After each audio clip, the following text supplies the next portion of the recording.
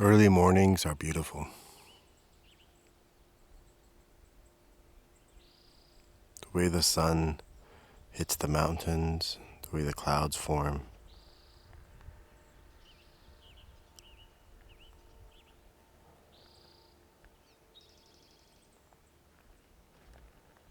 Kind of majestic, you know?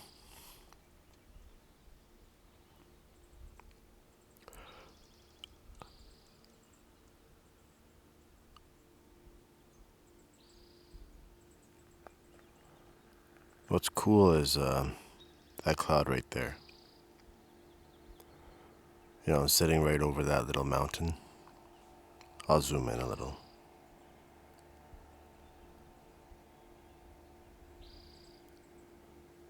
When you look at the beauty of something like that, it's magical.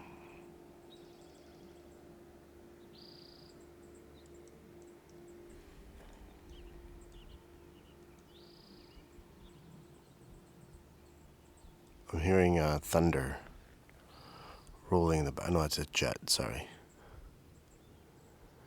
So let's talk about something today with the way that our mind, consciousness, and how it impacts our mood, our mojo, and our ability to do something the best that we possibly can. Have you ever had moments that take your breath away? Not in a good way. I'm talking about that take the air out of you because you had an expectation of something that you were hoping would shape out and turn out to be something, and it didn't work out. You're hoping for somebody to call you, or you're hoping for a certain amount of the day to go in a particular direction, and it didn't happen. Events like that are out of your control. But for most, they take a toll on you. They take that heartbeat out of you. And when that heartbeat is gone, you're not able to focus and do the things that you want to do. We're all here for a reason. There's a way that we can excel and do the best that we can on a day-to-day basis, right?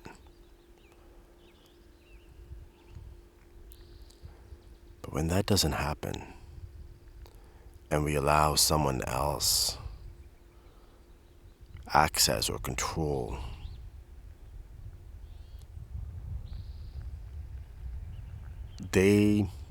honestly, other people didn't do anything. It was our own projection onto others that ended up getting our mojo out of alignment. And don't look at it at who do you need to blame. It's you. You're responsible. Now, if somebody around you made you feel sad, or your expectations of someone behaving a particular way, then simple as you're just not aligning.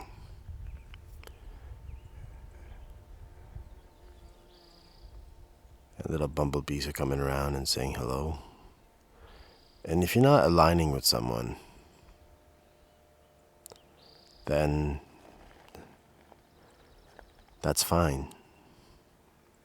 You're not looking at the beauty of everything that surrounds you, like being out here and looking at all this beautiful nature, beautiful energy, beautiful opportunity all around us. And when we lose sight of that at any given moment of our day, we're the ones that derail our own selves off that magical track, magical momentum, magical hop in our step. We're the ones that take that shine away. Nobody else does. So we've been there, So the question is, how do you get back? How do you get back your mojo, and how do you get back onto that magical hop in your step, that swagger? How do you do that? Well, you do it by a simple notion of owning it, owning that moment, and simply saying, yo, what just happened here is I had an idea that something go in a particular way, it didn't, and now I'm having a fit about it. And go further, go more honest. It's fair to say that you are having a childlike temper tantrum, or a tantrum about it. The more you dodge those kind of honest emotions coming outside of you, the more difficult you're going to make it to reach your highest potential. And you're wondering, have I been there? Have I done that? Oh, hell yeah. I've done that. Then I didn't like it. I didn't like who I was looking at in the mirror, if I had to say that. I didn't like who was showing up. And the vibration that those kinds of tantrums create around your aura, that's what you're giving people to see. You're not giving people the opportunity to see the version of you that you believe exists inside of you. Right? So it's not anybody's fault. It's not on anybody when you say, oh, you don't see me. You say, well, are you showing yourself to even your own self the way that you can, the way that you're supposed to? If you're not, then you need to own up to a whole bunch of shit. And start off, the hardest thing to do is to do a 180 when things like that happen. Say you're having a really cool, happy, positive day, and due to your own expectations, and you ruin a moment. I know this conversation, a lot of people are going to have a lot of questions, so let me layer it out for you, all right? So I'll give you a whole bunch of examples. Say you're in a relationship and, someone else takes an action and deliberately ruins your mood, lies to you, misleads you, made plans, cancels them, makes promises, breaks them, all that stuff. Been there, seen it, had it done to me, seen it, have it done to others. Bottom line is this: all that stuff still out of your control. So what's the point of trying to control it? Let it go. Seriously, it's hard. But the moment you put that smile on your face and you honestly just let it go, you remove this ton of bricks that you just created moments before. It's gone.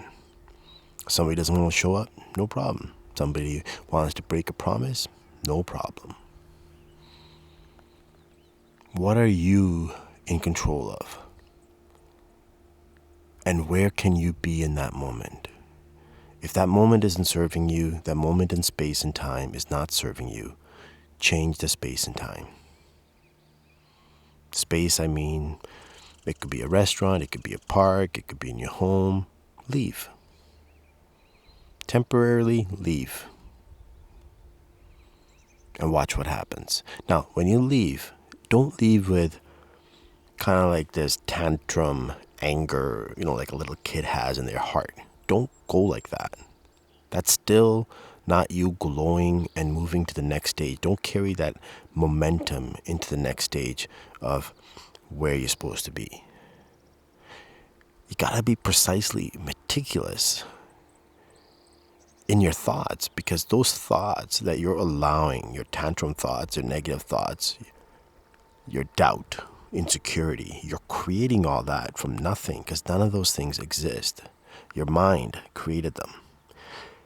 And if your mind hadn't created them, they wouldn't exist, would they?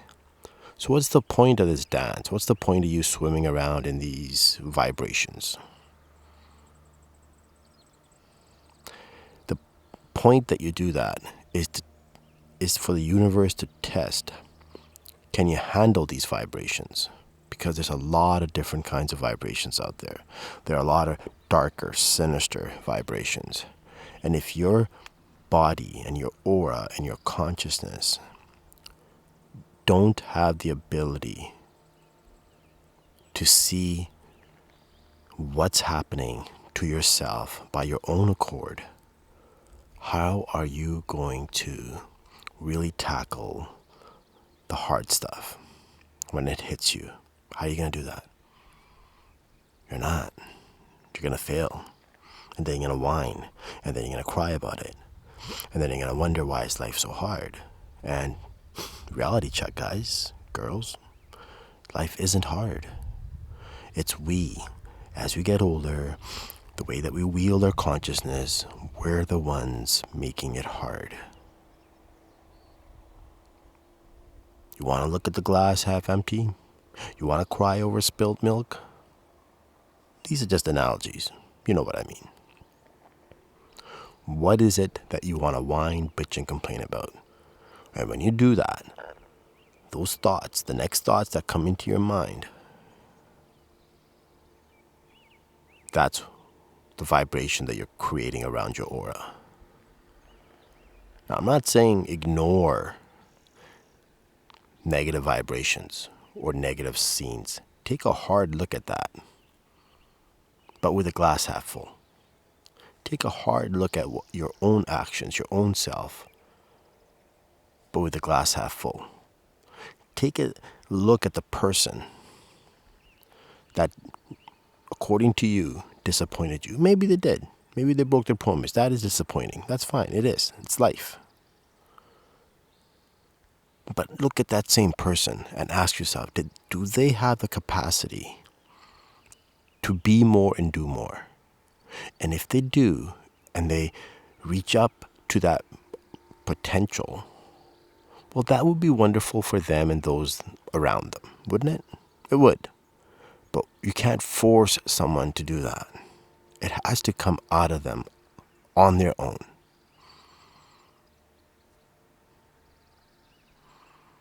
So why would you allow or force someone to be something or in a particular way and not accept them for who they are at this given point in time? Because they could change or they could not. That's their evolution.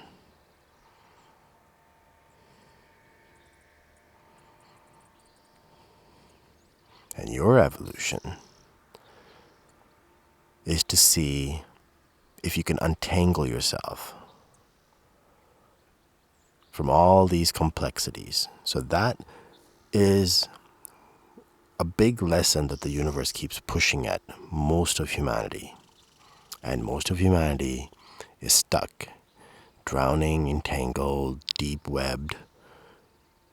They got knots in their ankles with these, strings and vibrations in their hearts. And they find it very difficult, very painful to move on. Because they created this tsunami of pain. And they tell themselves these stories that make them cry, that make them feel even more sad. And then they want to have this big microphone to announce to everyone around them and say, look, everybody, I'm in pain. I'm crying. Can you all give me a hug? Can you all just look at me? I need attention. I feel weak without that attention. That's what we're swimming in. And none of that stuff is bringing you to your higher self. It's pulling you into another very addictive pattern of, look, I'm a victim to this, I'm a victim to that.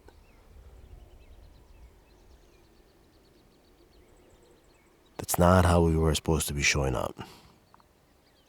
No, not even close. So when that stuff's... So someone asked me, when does that stop happening? I'm like, you're asking questions where you're too afraid to look at the answers. All that stuff stops happening when you start fixing yourself. It's a challenge like making your own bed and brushing your teeth. It's a pattern of consistencies that you have to watch yourself, because there's a lot of noise around you. Noise wanting to penetrate your thought and your consciousness. And that noise does not want you to reach your higher self. If you can imagine, just for a moment, step back, keep your eyes open or closed, doesn't matter, and imagine if our entire planet thought like that, if our entire planet had love in its heart and hate was instantly removed. Now imagine someone lied to you, someone cheated on you, someone broke your heart, someone stole money from you, and did the most horrible, evil, imaginable things that you can think of. And you just let it go. Some will draw a hard line and say, hey, yo, somebody killed my cat. Somebody, really hurt my family. Or even worse, someone killed someone else. All those sequence of events have a ripple attached to them, meaning they came and happened along, sort of like 6 degrees of separation. They happened long before there's ripples that were already in motion before that happened. And there are ripples in motion with you that are already in motion for the next 6 to 8 things that you're about to do, because there's a certain pattern in which we do things, and the universe sees that. And if you want to disrupt that pattern, you got to take a whole hard look at how you think, how you say, how you show up, how your vibration impacts you and others. Take a hard look at that. Hard look at that. And then drop being a victim. Drop being who you are.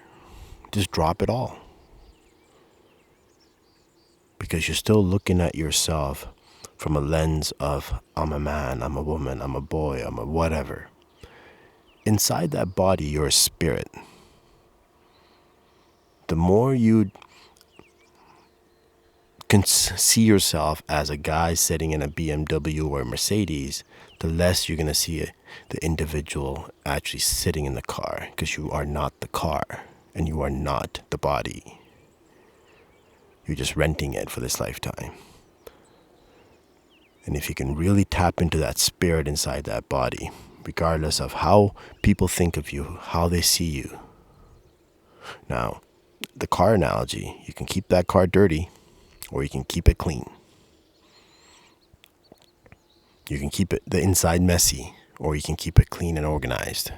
That's sort of how the body works. And the more attention you take at understanding how the car moves and how your body moves and how much limits that you can push before you drive that shit off the cliff, the more fun you're going to have figuring out how beautiful this instrument of our body is. And the less stress and anxiety that you're going to have in your thoughts. Because again, none of that stuff exists. We have created it with our own mind, based on the noise that's been projected at you, Not just once. It's been projected at you for some, most of their lives. And they don't know how to tune out. When I come out to this part of the nature, and I have a moment to myself, nobody around. Listen to the tractors down there working on construction, listen to the birds.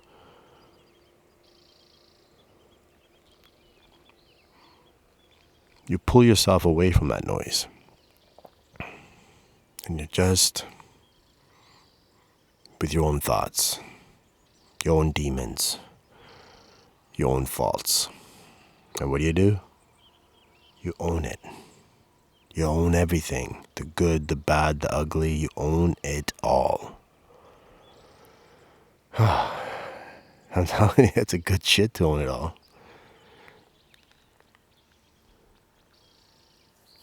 Yeah, tell yourself last night, I wasn't my best self. My best version was not shining. So you own it. Say, yeah, that was me. I was not my best self. And if somebody made you feel that way, it wasn't them, it was you. Allow people to show up how they need to show up. Don't give them so much power over the choices that they make. That takes the mojo and the life out of your breath out. Don't do that. You're too precious and beautiful to be here in the first place, and you're here for a reason. Don't ever forget that. We're all lost, trying to find our way back through the noise. I think we can get there. Thanks for listening. My name is Ray Brown. Do check out my workshops that I'm going to be creating on raybrown.net and subscribe to follow to my newsletter. Have a beautiful morning, you beautiful people. And I'll come back and make more of these kind of videos. Thank you. Sending you all love and positivity. I'll be back soon.